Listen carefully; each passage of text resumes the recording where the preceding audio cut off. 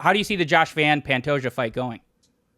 I could see one or two things is like if I'm seeing like Joshua Van winning is like I think one thing that Joshua Van does really well that I like always negate and I wish I would have done more against Pantoja is Pantoja has like an iron chin. He's hard to knock out.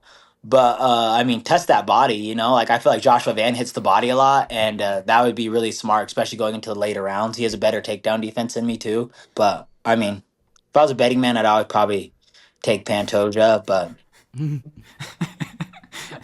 But you're definitely not a betting man. We want to make that clear. oh yeah. That's a man that has never taken a bet. Oh shit! I gotta No, I'm watch just. that. God dang, bro. No, you I was said- wondering why you're laughing. What the fuck? So that his place shall never be with those cold and timid souls who know neither victory nor defeat. Sorry, my dog's just fucking seen something, absolutely nothing. But thank you for having me. Yeah, totally. Thanks for joining. We were gonna have you last week, but the UFC was following you around. Yeah, fucking making me do just pointless pictures. Like, oh yeah, you want to? Yeah, they just be doing like the most dramatic, unusual stuff. Like, do you want to talk about your childhood? I'm like, no. What the fuck? They're like, "Can you cry for us? Can you cry?" Yeah. What's the most dramatic thing that's happened to you? And I want you guys to talk about it right now. It's like, what the fuck? You got any relative that is about to die? Yeah. Where did the gym teacher touch you again? What? No, just kidding. Pretty eventful weekend, and you're not too far from it. We asked you to come on even before all this happened, but I'm 2 years removed, baby. yeah. So Brandon maybe smelled some smoke, I don't know, and left Factory X 2 years ago. Did you have any crossover with Isaac Dulgarian when you were there? Yeah, a little bit. Not much. I would say like maybe 5 months, 4 months, something of that sort. But yeah, the most bare minimum of what is it? Crossover between that and that. So between that and like AJ like I was on the outs before like AJ Cunningham and Isaac Dulgarian were like major parts of the team. So I was able to dodge big bullets this month. Wait, I didn't even know AJ Cunningham was part of that team.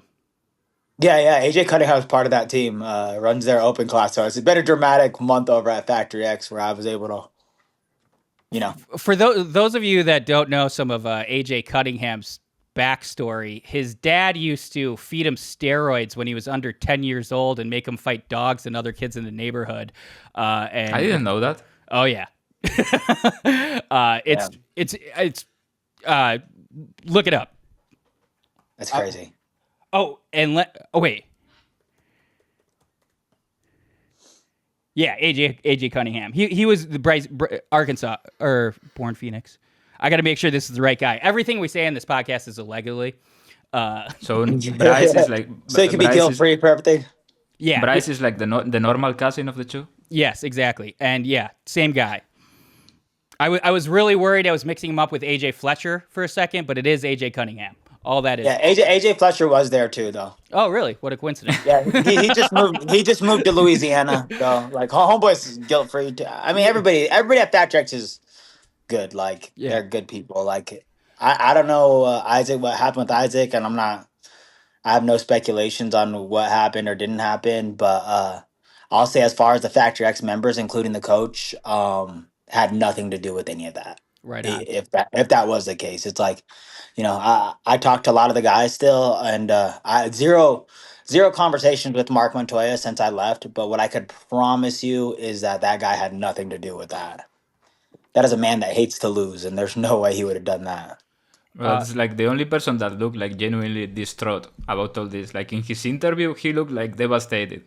Yeah.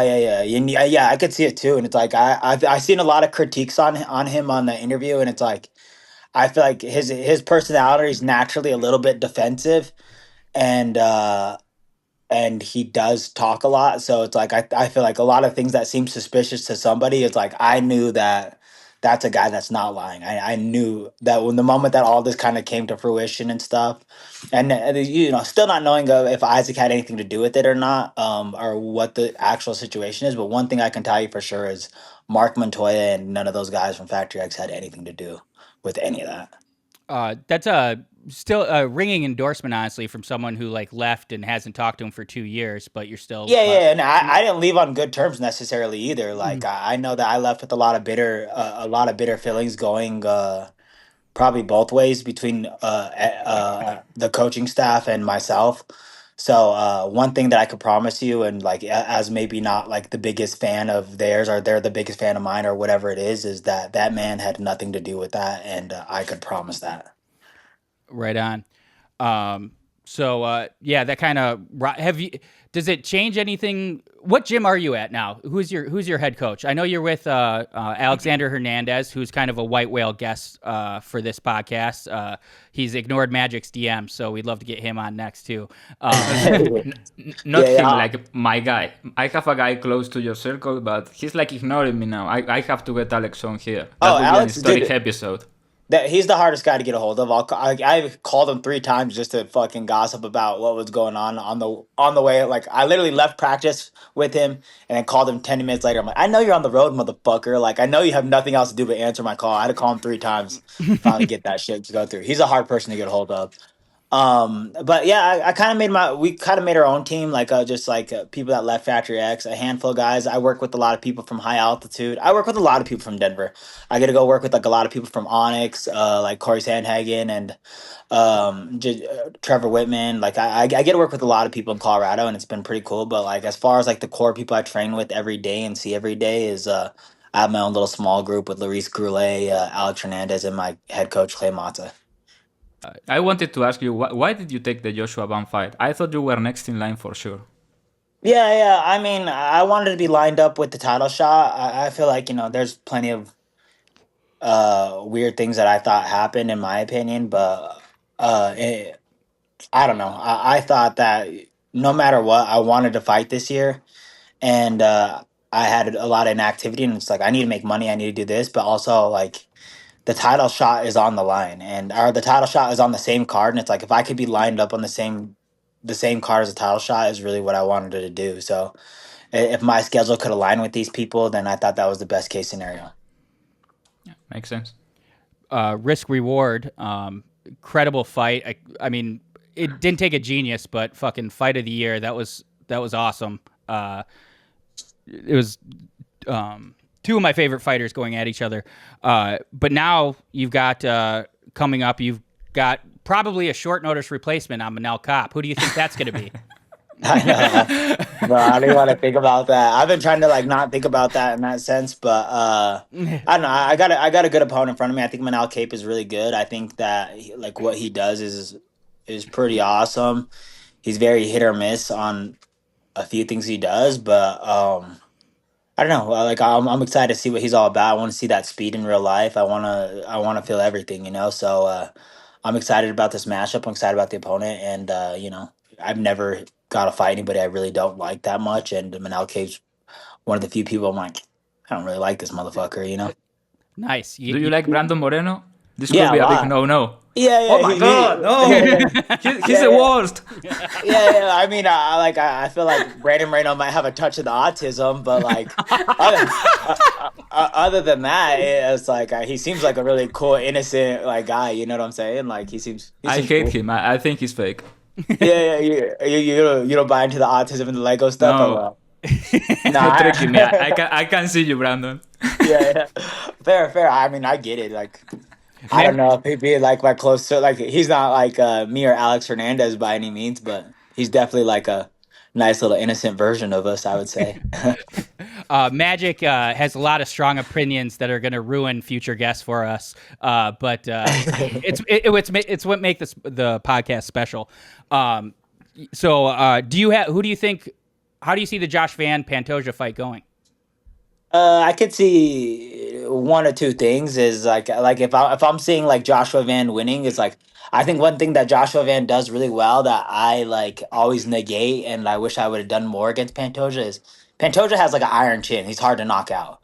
But I mean, test that body, Like I feel like Joshua Van hits the body a lot, and that would be really smart, especially going into the later rounds. He has a better takedown defense than me too. So I think that he can, in the later rounds, could definitely just tee off on Pantoja's body, and that might pay dividends compared to me, who was just trying to crack him in the head. Or I could see Pantoja really just subbing him early on in the first and second, third round, you know. But I think if it goes in the later rounds, it might favor Joshua Van. I think he does a really good job at his cardio looks good, and he attacks the body a lot more than most any other of these fighters. And I thought that was would be like an interesting note. But I mean, if I was a betting man, I'd always probably take Pantoja. But But you're definitely not a betting man. We want to make that clear. oh yeah. That's a man that has never taken a bet. Oh shit! I gotta No, I'm watch just. that. God dang, bro. You I was said- wondering why you're laughing. Fuck, bro. That was pretty spot on. I agree. But I can also see the fight like extending and everybody be like, oh yeah, Josh Van has this, and then magically Pantoja has cardio again and wins the fight, gets a back take and chokes him out. I don't know how he does it. He magically he gasses in 6 minutes and then magically just goes on. Yeah, It's and he incredible just to pushes watch. through. It is really the craziest, and like I'll say, that like Pantoja is one of the strongest people I've ever grappled, like or ever like fought. The moment he grabbed me, I was like, oh shit, this guy's strong, and I was like, it's not gonna last long. Like any people that like I thought Rogelio Bontorin, who also like tested positive for steroids somewhere That's more like retarded strength, I think. Yeah. But that fool grabbed me, and I was like, "Oh, this guy's strong," but he gassed out like in the later rounds where he like didn't have that strength. Where Pantoja, that whole entire time, I was like, "Oh, this motherfucker's just strong." Like, so I mean, I take that for whatever it is, I guess. I was in the building for that fight versus Pantoja. Sorry. Yeah, no, I like honestly in the building. It wasn't a super exciting fight. You never stood still. Every round was like a battle to get back to the feet, and once you got there, it was like anything could happen. I love that fight, and I thought you fought your ass off. Magic. I bet on Pantoja that night, and I thought I was about to lose, like legit. I was like, he has no gas left. He's going to take over, and then he got that back take and that finish, and I was like, what the fuck? Like his rear naked choke mechanics are insane. Like that finish, no disrespect. That I think it's the best rear naked choke in UFC history, or close. That was crazy. Yeah. He has a good back take, and that I would say that fifth round, bro, I was teeing off on him. I'm like, oh shit, I'm gonna do it, and then he got that takedown, and I was like, this motherfucker is so strong here, and it's issues. You had 2 cancellations with Manel Kape. The first one was because of concussion symptoms, right? Yeah. What were you feeling going when you were having those? What was it? And like, was it your call? Were you worried? It was a call of the UFC doctors. Because I talked to I called the UFC and I was like, here's what's going on. This is like the situation. My coaches and then my management team, like we all sat down and had a conversation of like, okay, like what's at stake here? What could go wrong? And it's like I was like a month out with like bad concussion symptoms of like one, just like like my eyes wouldn't track. So it's like if I were going back and forth right here, my eyes would skip beats. And it's like I have a lot of respect for Manel Kape as a fighter, and it's like one of the things that he's best at is he's really fast and really good with his eyesight and all that stuff. And it's like, so I didn't want to be like too delayed on my timing of anything.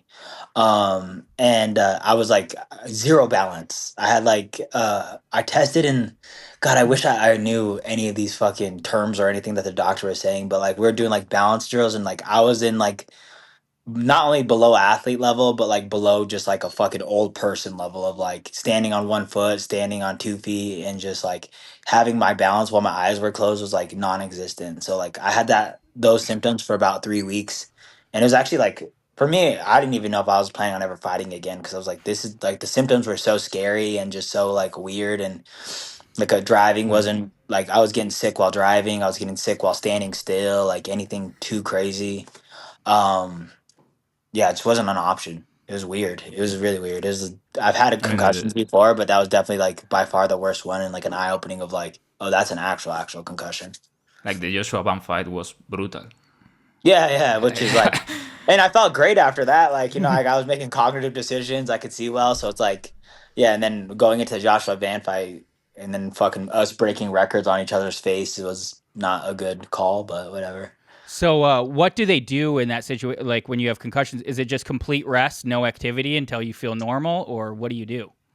Nah, it's actually like advised kind of the opposite of like little light activity, light work. Like I was walking, I was doing like light shadow boxing work, and Yeah, so like they flipped on how they handle concussions now. It used to just be like do nothing, but like apparently that like keeps the onset symptoms for longer.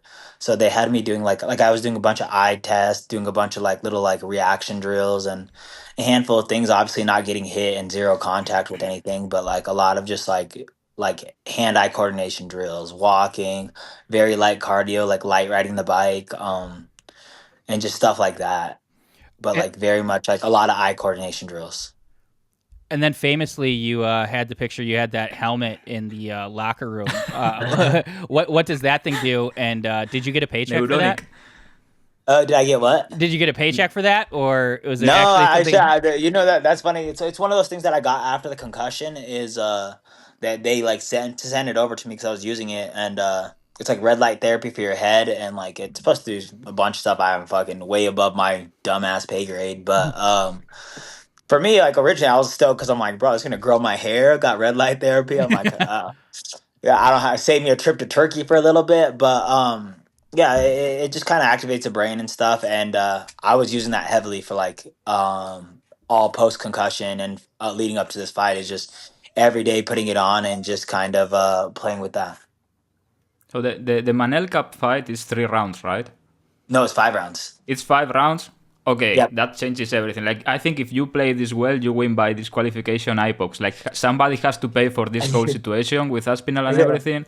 Like he may get you blind. He's going to do it. Like be prepared. Yeah. Then I can go to on maybe get paid out by the UFC for life, huh? Yeah, I don't know. That's like definitely like it's stupid, but like what a weird concern to have is like nut kicks and fucking eye pokes from an opponent. Like he's infamously, I can't even talk. He's just known for that shit, you know. Yeah, I need to I put mean, that helmet back on.